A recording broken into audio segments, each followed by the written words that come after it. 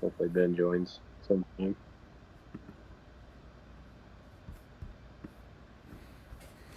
All right, guys. Hopefully you can hear me. I think we're live on the Facebook group as well as YouTube.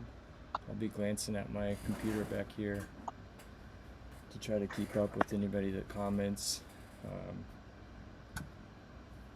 like we kind of said in the description, we wanted to get into these Middle American Outdoors fireside chats. Hopefully, trying to do maybe every weekend. We'll see as things pick up with hunting season for everybody, etc. But just a quick half hour to an hour here talking about certain topics. And you guys can always chime in with comments and questions. That's why we've got them open back here. Uh, Let me go ahead. I've got Jake on the line so far. I'm going to bring Jake into the picture, and then we're just kind of waiting for Ben at some point here. So, all right. Hopefully you guys can see Jake. How you doing, Jake? Go Chiefs. There was a reason we waited till 8 o'clock, that's for sure. Yeah, yeah. I find myself watching most of the games on Sundays, but can't tune away from the Chiefs ever. My first priority. So, But what have you been doing for hunting lately? Getting ready for hunting. I've been doing some scouting here and there, taking some drives with the family, kind of. But in particular, doing a little trail cam check-in. I didn't get out this weekend, but I'll be going on 2.5 weeks on my last camera check. So I'm hoping to get in there. I know I've heard some people have already been into some of the places that I had cams on, but that's just the fun of it, the whole competition side of everybody, the pressure and everything like that, trying to get in on the river bottoms. But hopefully get in this next weekend. I'm going to take my daughter on Saturday and get some cameras checked. Just a couple of short little walks. I won't do anything serious, but especially since I have her. But get in there and get some camera, some cards pulled, and you know just go from there. I hope to get in the stand in a couple of weeks. Season has started here. I haven't bought a tag yet, of course, but um, it's a little behind on that part. But I normally don't hunt until October, so um, I got a little bit of time, I should say. But getting excited to get in there. And why is it that you usually don't get out till October? Um, Normally I don't. Well, there's a lot of corn out. One, they I don't normally see deer on their or bucks on their feet in my area necessarily in the daylight, unless you're really stalking them up in the pastures or something. But down the bottoms, seems like pressure hasn't pushed up from muzzleloader and different things like that. But um, just basically, I don't see any on their feet, and I like seeing some action, so I don't really normally get excited until October. And Halloween around here is normally pretty solid for the rut. It's a ways out. It's just been a good day for me and a couple of my guys. Terry, our a friend of ours, has had some good luck on in October on on Halloween date. So that's kind of what I've always gone on. So early October, I'll be getting in there and hopefully hitting it pretty decent. Yeah, it's about, it's kind of usually the same here. I've obviously been out a little bit more here in early season. Um, I guess part of it is I had a little bit more time to run cameras and kind of pattern some deer early. Yeah. And I I always tell myself that I think I can get it done early, and it'll just be such a relief to have it done. And you convince yourself to go out every weekend because you think you can get it done early, and then it usually ends up October. Yeah. You're Yeah. starting to Absolutely. wear out your freedom to get out and go on the weekends by that point when you really need to be out there. Oh, for sure. Yeah, I'm trying to save my time for the rut. Of course, I'm not limited by no means, but Just like the rut most of all. You never know what can come in. You know, you run these cameras and all year, and you put in all this time, but you never know what can be chased down in the bottoms, or you know, what gets bumped 4 or 5 miles down the creek bottom, and it's totally different from what you're hunting early season. So I just love the rut for the fact it's a random surprise and it's always full of action. You know, it's good, especially good camera footage. So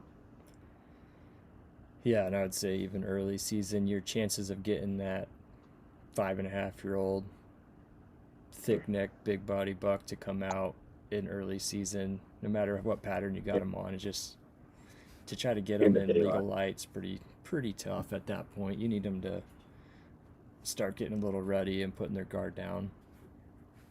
absolutely. Yeah, Yeah, I have a hunt video I'll be editing from yesterday morning where I did that exact thing. I thought I could get in between where I thought they were eating and bedding and get deep enough in the timber with good wind cover, and super early in the morning, like 3 a.m. I got up and got into that tree. And I mean, you'll see on the video that older buck that I thought I would outwit. I mean, he was under my tree within 10 minutes of me being set up. He was standing at the base of my tree, and it was so dark I couldn't hardly yeah, make him out until I went and checked some trail cameras after, and he had passed him on my way to the tree I was in. yeah. And yeah, he just toyed with me. He stood under the tree, kind of looked around, and then, 10 minutes before, I would say actually right at legal, he finally walked off from the tree. But even though it was legal, I could have not put the pins on him, and I could not make out which deer it was at that point. Absolutely. But I Yeah, think, that's so. What's that? as I say, that's how they get older. They're just smarter. I thought I'd trick him, and nope, he came in an hour earlier, like he just read my mind. Yeah, yeah. It seems to how it goes. You know, I when I was younger, I would always see these big deer. You know, right before the sun rises, where you can hardly see, and you'd get all excited. You know, you'd hear things wrestling around, and then they get light, and you'd realize it was just a stick. That seems to be always my luck. But that seemed to always get me. And it was a couple of memories I have just thinking it was a giant, you know, and yeah, just a nice formed stick. It's that always play tricks on you. But I've had them too, where you're sitting there 20 minutes for legal light, and you see a big bodied deer or something wrestling around behind you. I mean, underneath your stand, and of course, I never run trail cameras as much as I would say you have. So I didn't know, that's the good thing about running trail cameras like you had there. You could kind of see or have an idea what was under you. That's pretty neat. That was a nice buck. I got to Yeah. see that, and I'm sure everybody will see that in upcoming video. That kind of reminds me of, was it 2 years ago? If Terry's watching this, he'll recall we were sitting on the just north of the Kansas border for opening morning of rifle for hunting mule deer over that area where Jake's at, and a absolute monster buck walked right in front of the running truck and then went and stood on the passenger side door maybe 10 yards away broadside, and he was 10 minutes before legal, and he just stood with the skylight right behind him, and just an absolute monster that was, I think, we saw it down later that evening. Somebody shot it maybe 300 yards from where we were when he had bedded down some does. Yeah, But yeah, absolute monster, just rubbing it in your face. seems This how it deer, goes. man, like it's tough. All this camera gear and everything, trying to get used to it. The tree saddle, just everything. I think I had a 50-pound pack that I take in there with the gear. And by the time I'm up in the tree, and set up and tied in, I finally shut my green light off, and it was like literally 6:20. And 6:30, I saw 7 yards from me this little shadow move, and kind of caught me off guard. And I watched it a little bit, and finally that shadow moved again, and it was that buck 7 yards Yeah, from me, 10 minutes after I shut off the green light. So, I mean, he had to have, if they can see green light, he could have seen me up there, but maybe that's a testament to they actually can't see green light. I don't know. Yeah, I'm not really sure my quiver on both sides is a Trophy Ridge quiver. It has green light. It's the only light I use getting in and out of the stands. I really like that quiver, but it's got the green light. I read up on it, and everybody said you can't see it. But I've never really been busted by that, I wouldn't think. And I try not to use it. I just go off my memory. Luckily, having stands on private where they're already in spots, unlike you with your Yeah. tethered setup, where you kind of got to go on the fly and put it in, or as you hunt. But um, yeah, that green light, I think, that one didn't spook, so I kind of believe in it, I guess. Yep. I know I've walked out at dark and seen their eyes and kept the light right on them, and they don't move. Yeah, Versus if I've shined a flashlight at them before and they move. yeah. So maybe there's some truth to it. If anybody else has any experience on there, leave some comments. Let us know. There you go. Jody up in Canada says he's been busted by the green light. Sorry, Jody. Maybe we're All just right. lucky. So it's not foolproof. So, we're trying to kill just a touch of time. Hopefully, Ben can get on. This topic tonight is, I know, I mean, it's at the forefront of all three of ours thought processes and trying to grow, keep traditions alive. But I know Ben's super passionate about it, and that's why I'm hoping we can get Ben connected here, at least while we're talking about it. So, as we talked about or advertised on the site, the topic for tonight is, kind of Ben and I had been talking about just this buck shaming stuff that happens on social media, and yeah, it's tough. I understand why people get really down and don't want to continue hunting, and it pains me every time I see on social media that somebody leads off the comment with, I know it's not the biggest buck, but every time I read that, it's nothing against the people that are posting it. It speaks volumes to the hunting community that people feel like they have to say that when they're posting Yeah. a picture of any deer that they take. And so I guess in coming up with the catchy title, Ben came up with measuring experience is not measuring inches. I'll kick to you, Jake, kind of your opening thoughts on the topic. Yeah, I'm a member on all sorts of forums on Facebook and social medias, and I've seen numerous, especially kids. It really bugs me with those, but um, younger hunters or beginner hunters that shoot bucks, and then you got these wise guys out there that, oh, that's you could have waited another year or 2 years on them, or it's a tiny deer. Experience, for the experience shooting is definitely worth it. Like I faced that many years. My first buck was in 2000 and let's see, 2008, and my second buck was in 2012, and then I finally harvested another deer last year in 2020, or 2019, whatever it was. I can't remember exactly, but I passed that many deer. I passed so many deer in those years because of the fact that I didn't want to be the guy that shoots, 140 class whitetail or 130 class. I was judging off all them social medias, all them, top of the line hunters, famous hunters, shooting all these big bucks. I passed so many deer and so many experiences that I probably harmed myself for down the road to getting them actual shots in, and then harvest for myself. So last year shooting that deer, it was, I think, a 148. That was a big thing for me, and I had some people still say, you should have let him grow another year. Well, having a kid at home, having limited time, and just the experience of calling him in.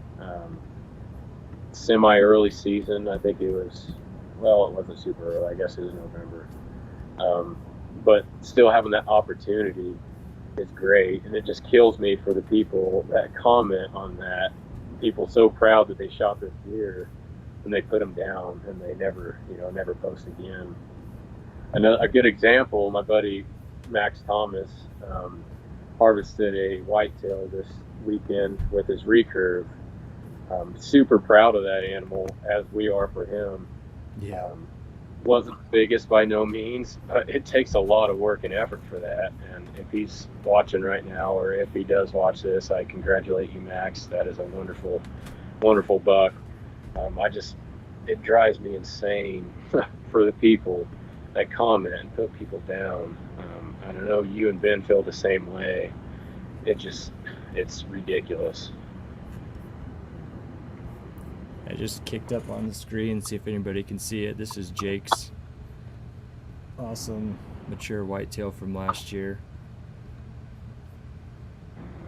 Yeah, it was a great experience. I shot him at 30 yards. It wasn't the greatest shot of all time. I was pretty nervous, like I said, for not having those experiences that I did pass on before.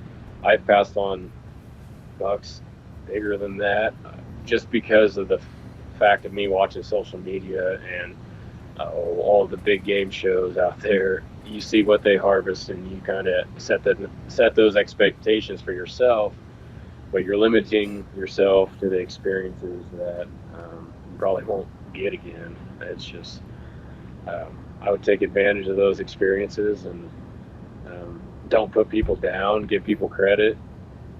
Congratulate them. It makes them feel really good.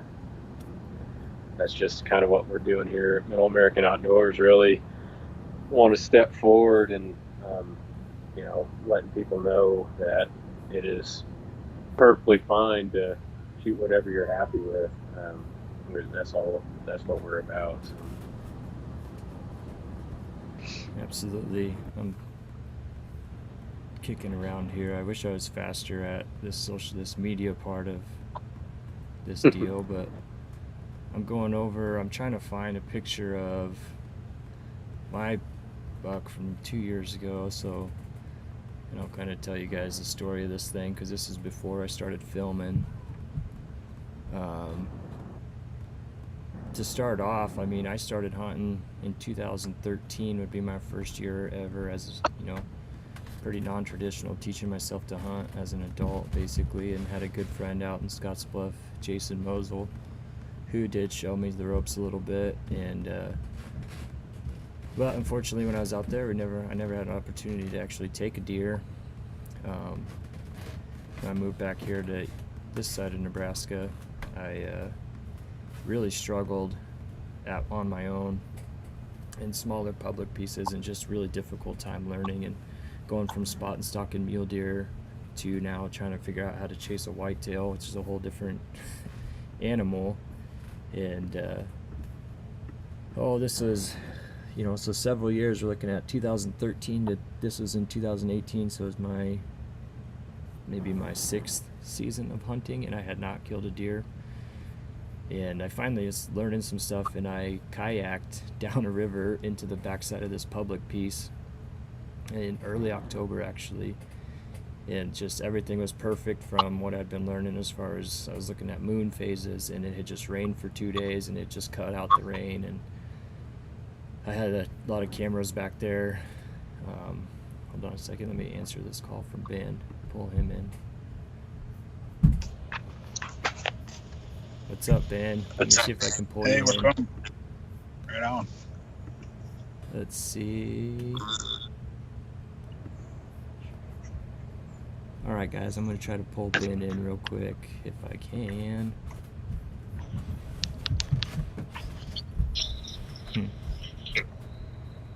Well, Ben's in there now. Where'd Jake go?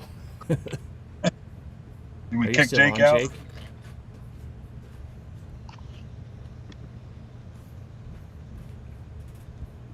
Go ahead, and Ben, I'm going to try to get Jake connected, but basically we had talked about just kind of our opening views or statements on what you think about that measuring experiences, not inches. Jake kind of gave his brief feelings on it.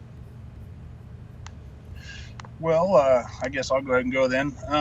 For me, I don't know. I look at it a little bit different than some others might. I've been hunting a really long time, and I think as hunters, we kind of go through some cycles, or we evolve as hunters. And when you first start out, you're just so excited, and there's so much. You're learning so much going on, and it's just the excitement of just seeing an animal, having one, come up within shooting range. You're just super pumped to just get anything really. And then after you go a little while, you kind of get you get to where you got things figured out, and maybe you get a couple, say if you're a deer hunter, you get a couple of deer under your belt.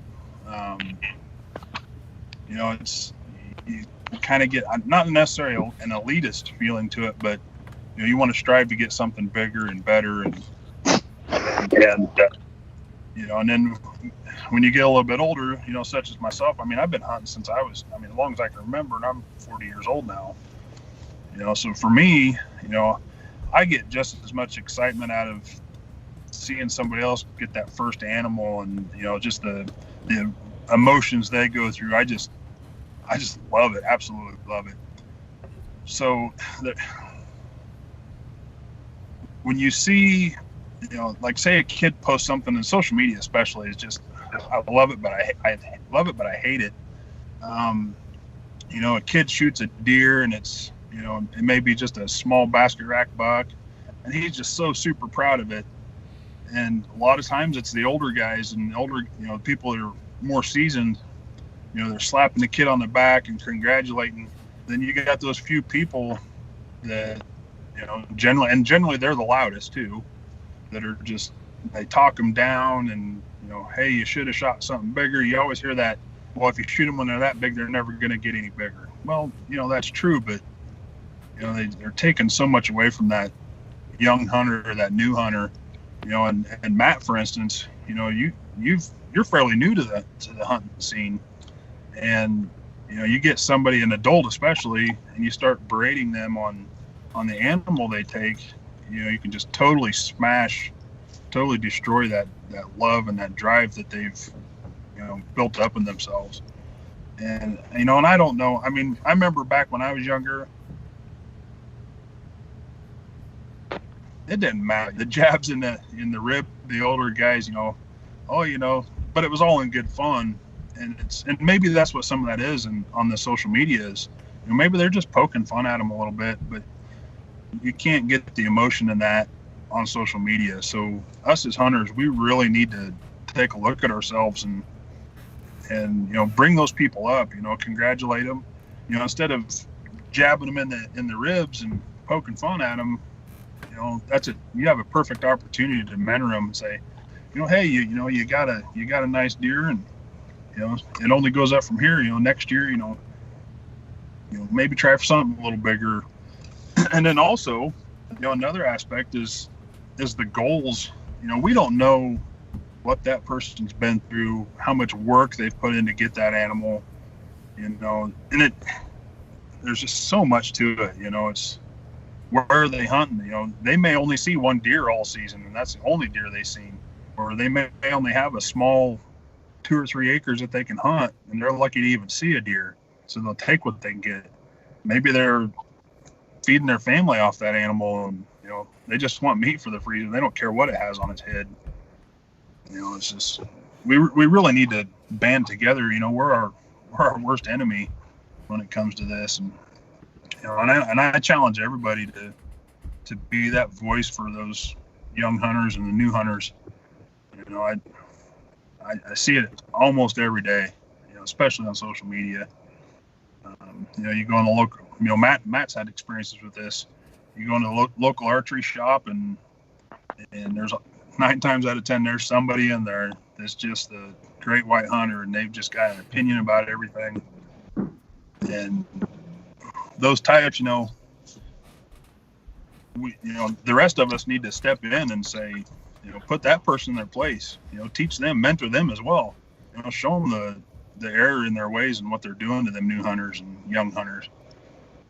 It's on us. Nobody else is going to do it. Anti-hunters are, they're high-fiving those guys. They love them. So nobody's going to do it but us. So we got to stick together. So I challenge everybody to be that voice of reason, and bring them up instead of, bringing them down. Yeah, absolutely. So right before Ben came on, he kind of alluded to it there. I was pulling up this picture of, I'm going to put it right over, looks like it's going to go right over Ben. This is my first buck, first deer ever, first buck, and it was with the bow. I never had any interest in hunting anything other than the bow.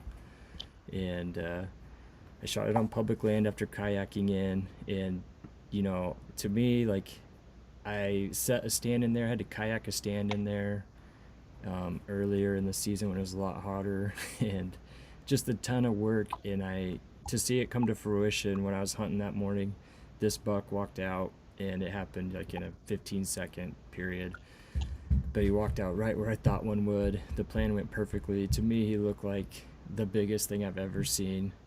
And he stood at the base of my tree, walked out 10 yards, and I was able to shoot him with the bow there and watch him go down. And I remember texting Jake and Terry that morning, and even my wife, even though she was teaching at school, and I remember that buck shake and just not knowing how I was going to even climb down out of the tree stand. And I was 32-year-old man feeling that way, and when I went and found him, and I sent Terry and Jake, neither one of them, they both have killed big bucks and lots of deer. When I keep mentioning Terry, that's, our stepdad, Jake and I's, and neither one of them made me feel bad about the size of it when I send them a picture. And I actually had to have a friend come and help me get it out, because I tried to get it out on the kayak and we started to go underwater and barely got back to the shore. It was a crazy story that someday I'll have to do a breakdown of the whole story with pictures. But I had a friend come and help me drag it out, and he had nothing bad to say. Thank you, Brian Meyergard. Nothing bad to say about the buck, even though, as you can see here, it's younger. It's 2.5 years old. And he would have been a giant. Yes, in a year or two, he would have been a giant.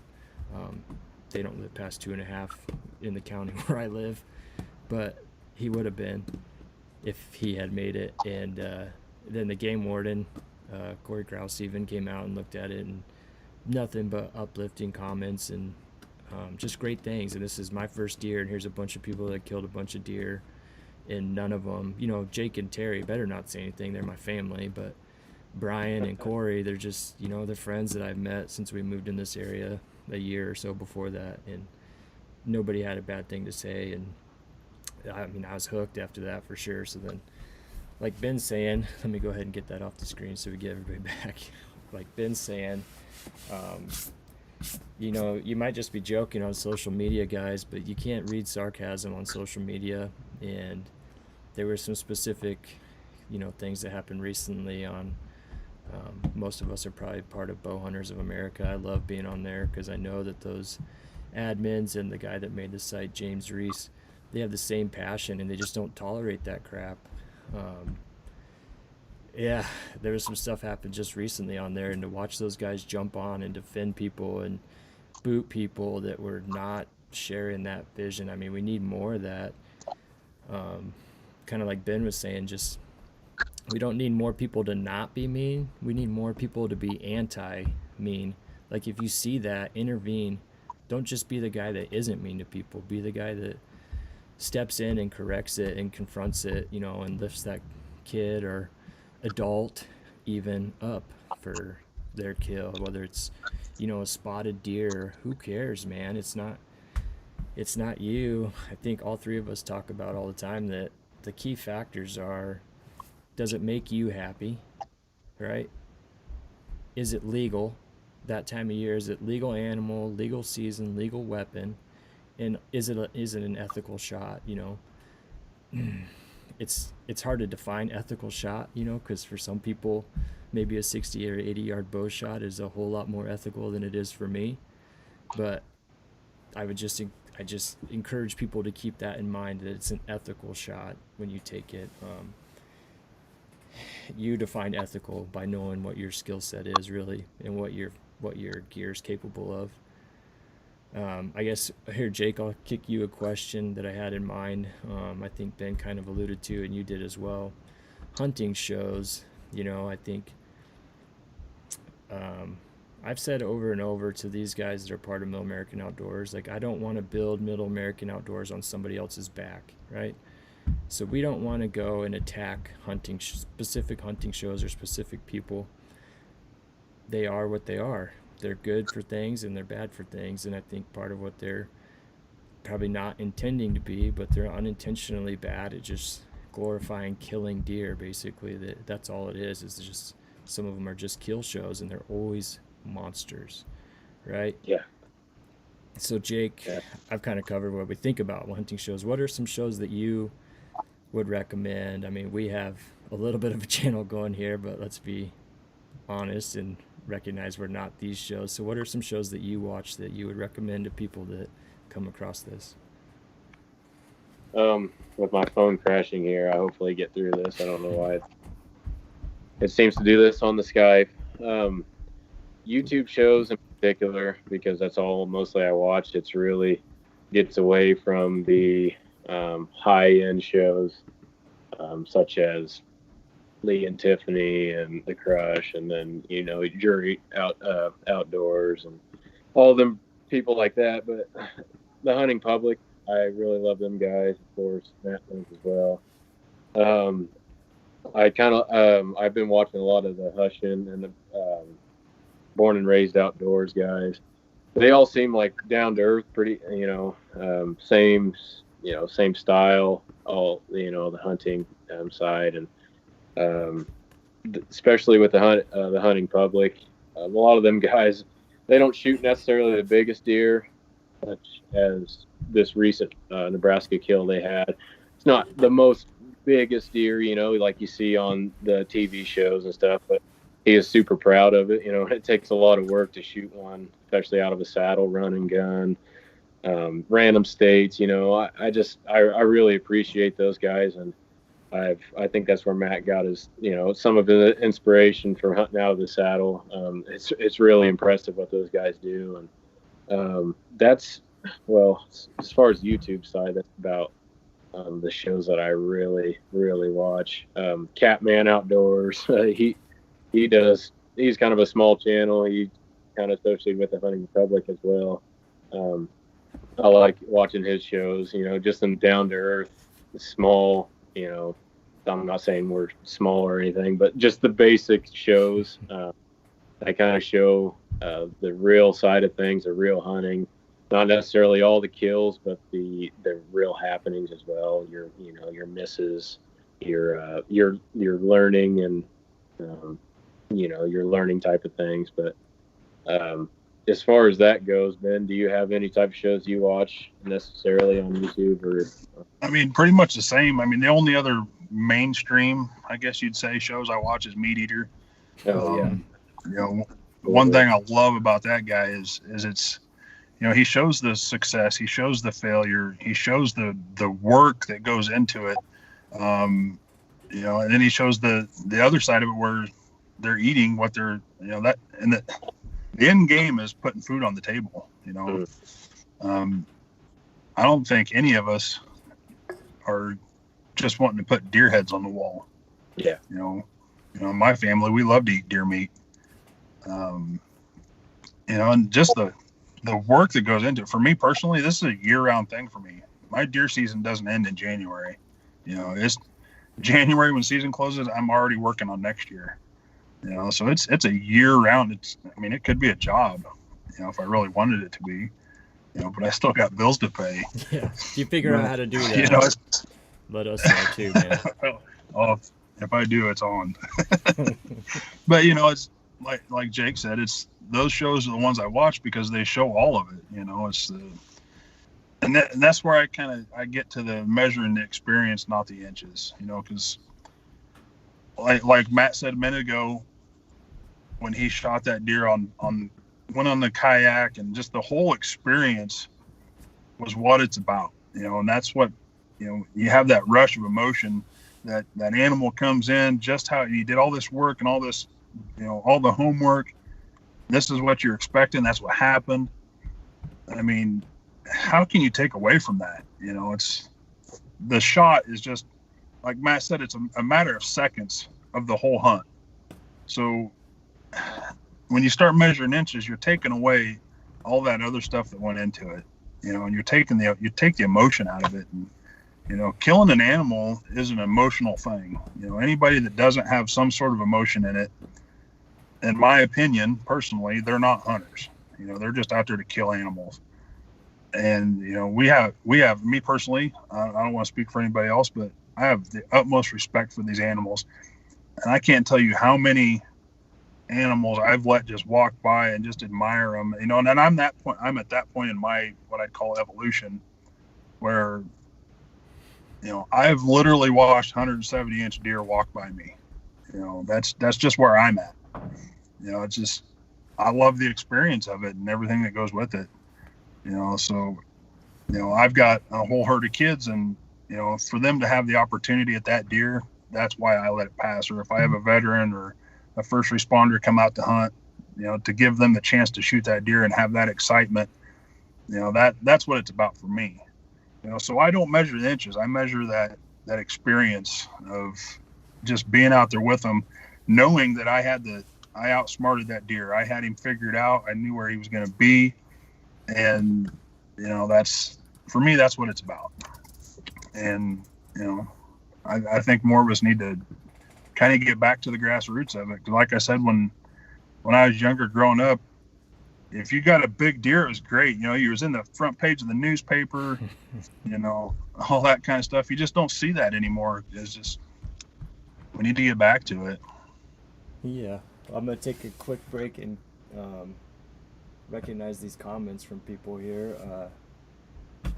Over on YouTube, Jody's been on leaving some comments, and he left, one of the cliche sayings of can't eat the horns, which, I mean, you hear that all the time, and it's usually somebody commenting towards somebody bragging about how many inches they got or whatever, but it's true, like Ben just talked about. I mean, you should, I guess, that's tough to say.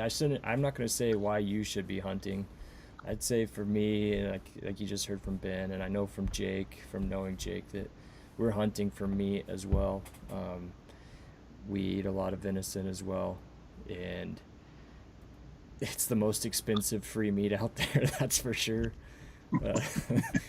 But like Jody's saying, it's not about the horns, man. It's about the hunting. And like Ben said, for me, it's definitely about the OCD homework part of it. This story I was telling earlier from yesterday morning, part of developing that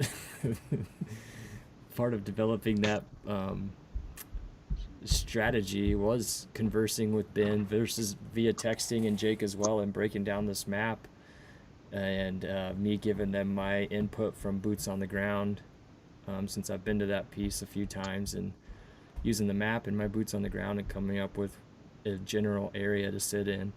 And then when I got down there in the dark, then the only thing left for me to do is pick the right tree, and I guess I picked too good a tree. I picked the one he wanted to come up and sniff and touch the bottom of for some reason. But yeah, I'm anxious to see that. I wish there was video, man. It's too dark. The one that was on the camera. Yeah, yesterday morning. Oh yeah! Holy cow! I've got the camera rolling, and you can hear a deer in the distance, kind of rustling around in the leaves. But that's what's so cool, man. 30 yards the other direction, you might have got a shot at it. That's just, you can't measure that. It's just, you can't. I think it's awesome. 10 minutes later, if I could have been 10 more minutes north on his trail, if I could have bought myself 10 minutes, or if I was just sitting 5 or 10 yards closer to the tree line, it wouldn't have been nearly as dark from the tree canopy, and I probably could have seen him well enough. I mean, I could see him, I just couldn't see him well enough to feel good about putting my pin on him. So he passed. But like I said, that's the fun part for me, is the homework and the strategy and the doing the crazy stuff like kayaking down the river at 4:30 in the morning is Right. the adrenaline, just the stupid. You shouldn't be doing that, crazy. But as far as some of the other comments here too, Terry is on Facebook. Terry is Jake and I's stepdad that I've been mentioning, and he has used this line, and he's told me this several times, that any deer killed with a bow is a trophy, horns or not, and that's so true. I mean, it is so It really hard, so hard to get a white-tailed deer within bow range. We're talking probably, let's say 20, 25 yards for most people is a reasonably comfortable bow range. And to be able to get a deer within that range, you know, especially where Ben and I hunt is thick river timber. So 20, 25 yards, you're probably not getting a shot because there's too many trees in the way. You Oh got to yeah. get that deer within 10 Yep. into one of Definitely. your shooting lanes. So any deer that you can, you know, I think during the rut, you stand a chance to get lucky. And there's just so much running around that they could run by you at any moment. But any other time, you're having to pattern, you're having to read sign and read trails and find a hot trail and understand fresh scrapes and fresh rubs and all that stuff to put yourself on that right tree. So any deer you can get with that bow, like Terry says, definitely a trophy.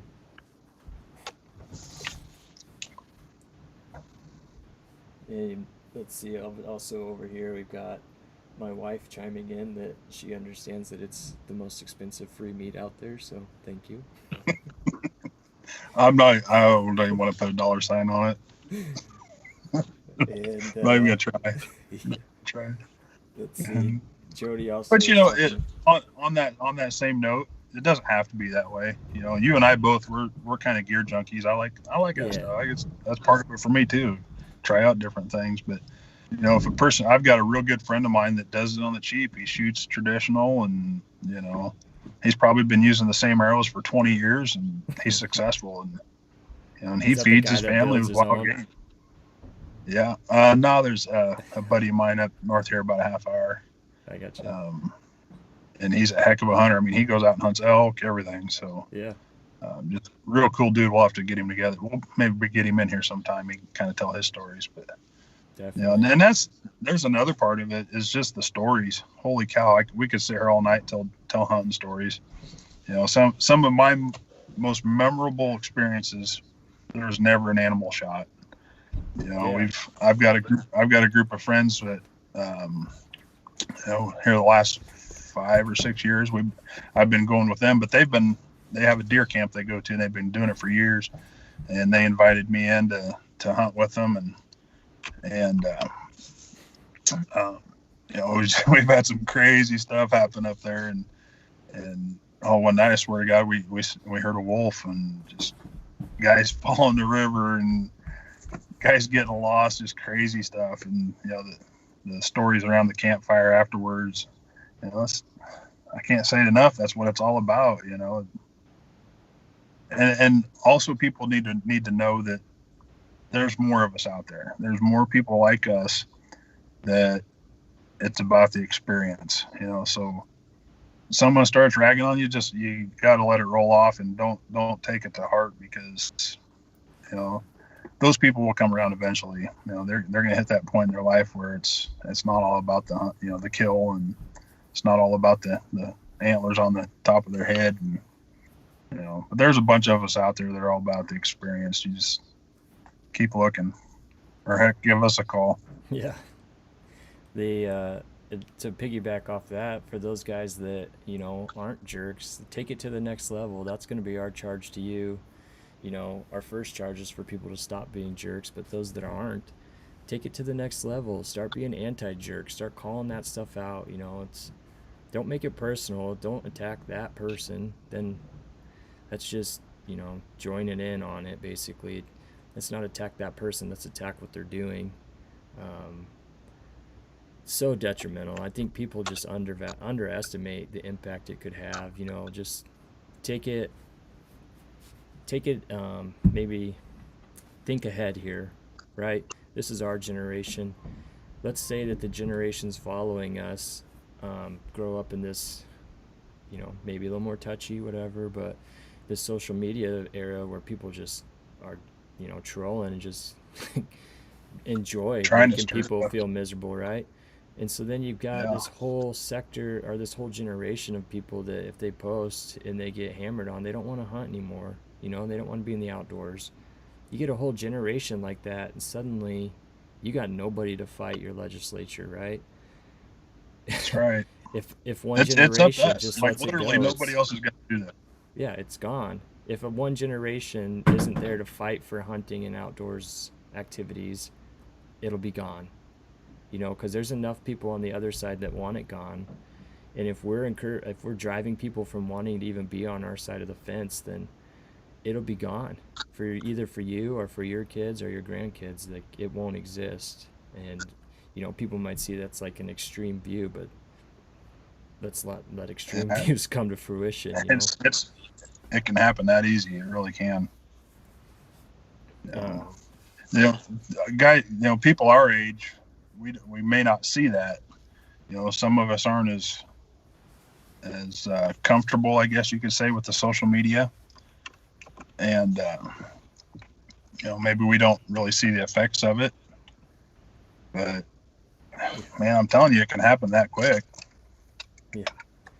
Hey Jody, what part of Canada are you from? Or Ben, do you know? I know Jody's What's still that? on here. He's still commenting. He said that he's been hunting for 20 years and he's only ever seen 7 bucks. So he's not going to be waiting for the quote big one. No, why should he? I mean, no, I'm not going to say that. If that big whole buck comes by, that a couple years ago, like I said, I passed on one that was 100 over. He was over 172.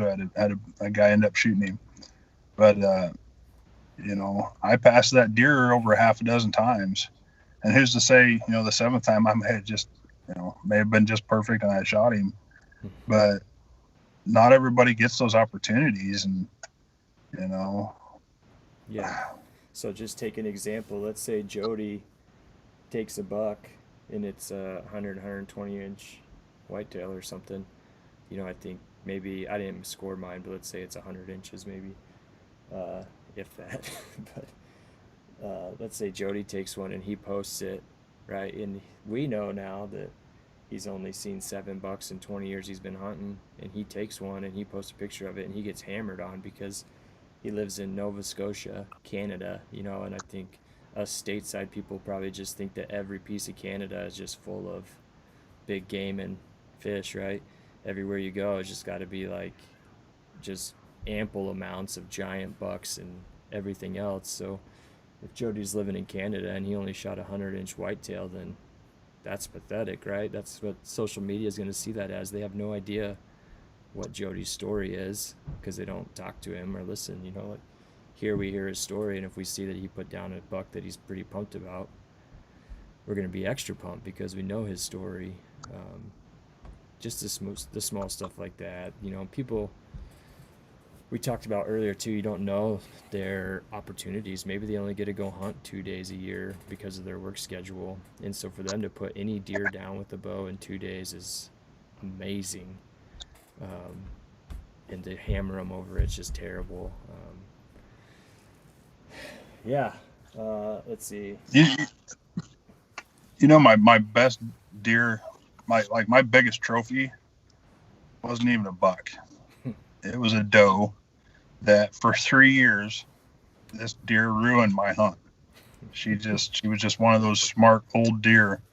And the first year she got a pass, she had twins, and I thought, I can't shoot a deer that's throwing twins. It's building the herd up, and the second year, 8 hunts in a row, she would come out on the far side of the field and just knew I was there. She was smart with tree stands.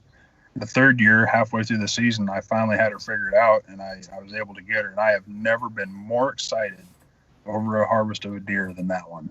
It's just, and the people, the people that I talked to a lot, when I called them, I was so excited. I shot this doe finally. One of the guys told me, "You're never going to get her. You'll never shoot her. She's too smart. She's got you figured out." Well, when I finally loaded that deer up and took it in to show him, he's like, "I can't believe you shot that deer." And it's, nobody else knows that story except for my close friends that heard me complain about it, and just I couldn't figure her out. And I worked hard for that deer, and so if I was to post that, and everybody's like, "Oh, you shot a doe, whoopee," anybody can shoot a doe any day of the week. Well, not this one. It literally took me 3 years to shoot her. This is you can't measure that. You can't measure it. Yeah, and you should. The whole point here is that you should be able to just post that picture, let's say, and say that you're excited, and people should be happy for you because you're excited with it. You shouldn't have to give all the details in order for somebody to, I feel like when people are given the whole story, it's like they're justifying what they did, and you shouldn't have to do that. That's something else, Matt, that drives me absolutely crazy is their first comment is, it's not as big as, whatever. Be proud of that animal. You worked hard for it. You chose to shoot that animal. You made it ethical, clean. You recovered your game. Be proud of it. Don't downplay that success. Don't downplay that experience. Revel in it. Love it. Enjoy it. Yep. And you can see that we all think alike because we said that exact thing earlier, that it doesn't, I'm not mad at the person that types that. It's, to me, every time I see that, it's like a kick in the stomach to realize how bad our hunting community is. That's the first thing that people think is they need to start off with this justifying disclaimer statement of, I know it's not big, but, Right. And I'm not mad at the person that says it. I'm mad at the fact that that's where we've gotten in my passion. It just makes me sick that people have to justify it, and they shouldn't. Yep. So a few minutes to close it down here. Just looking at comments, Terry commented that different areas grow different deer, and that's so true. I mean, you hear guys talk about hunting Michigan all the time, and 120, 130 inch whitetail in Michigan on public land is an absolute monster, just from the amount of pressure that they get there and how many people hunt per capita in that area, Michigan and Pennsylvania. Even just looking at our different setups here, I'll speak for Jake since he's not on, where he lives in the same county. I mean, they're hunting giant mule deer, or they're going out and sitting in the tree stand in the morning and hunting giant whitetail, and then getting out of the stand and going and spot and stalking monster muleys, and then heading back to the tree stand in the evening for those giant whitetail. And they're just, there's big deer around there. And then, I'll speak to where my area is. It's a little bit tougher. It's in this county specifically. I have some issues that we'll talk about in Nebraska in another time, but in Nebraska you can get 2 buck tags and they can be 2 rifle tags. And so in this, cattle country, you can go out and with your rifle and shoot 2 bucks every person. So it's really hard for deer to get past, and rifle seasons during peak rut. So yeah, you got 9 days to go shoot. Don't get me started on that. You got 9 days to go shoot 2 bucks that are rutting and walking around during the daytime. But I don't hold it against the hunters. I mean, that's the rules, man. It makes them happy. It's legal and it's ethical. More power to you. It just sucks for me as a bow hunter. So the deer don't get big here. For Ben, he talked about he passed that 170 inch deer. I mean, you get a lot of opportunities right where you are because you're in a good spot and you have a lot of neighbors that think deer management the same way you do. Right.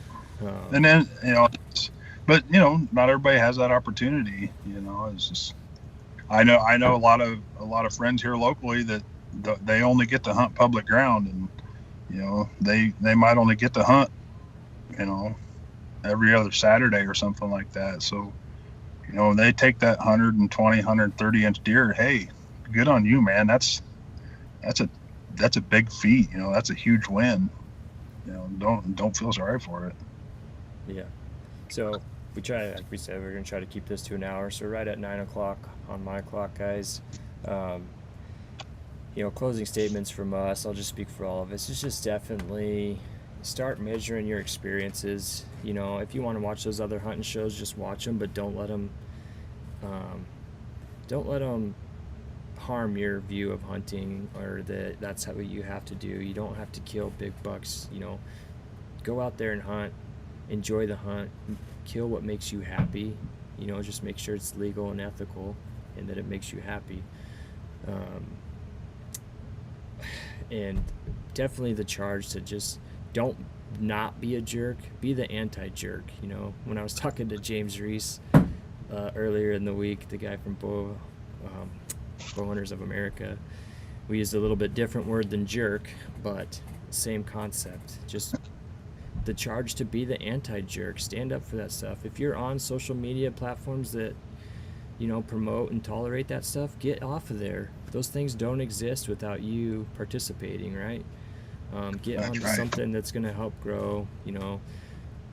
Personally, obviously, we hope that you'll partake in Middle American Outdoors community and bring some people here as we continue to grow. We're definitely going to stay passionate about this. We're trying to keep traditions alive here, and I think we've identified that beyond just inviting and teaching people, it's definitely a platform, a specific mission of ours to combat this buck shaming, measuring inches mentality. But I'll kick it to you, Ben, quick for close, and we'll get out of here, man. All I want to say is, if it gets you excited, enjoy it. That's it. If it gets the emotions going, if you get the shakes, if it gets you excited, do it. As long as it's legal and ethical. That's pretty much all I got to say about it. Absolutely. So thanks, guys, that were on. Thanks for commenting. If you watch this later, leave some comments. Feel free to send us a message anytime with some topics you'd like to see on these. We'd like to try to do it every weekend. And yeah, this is awesome. Thanks, guys. See you, Ben. See you later.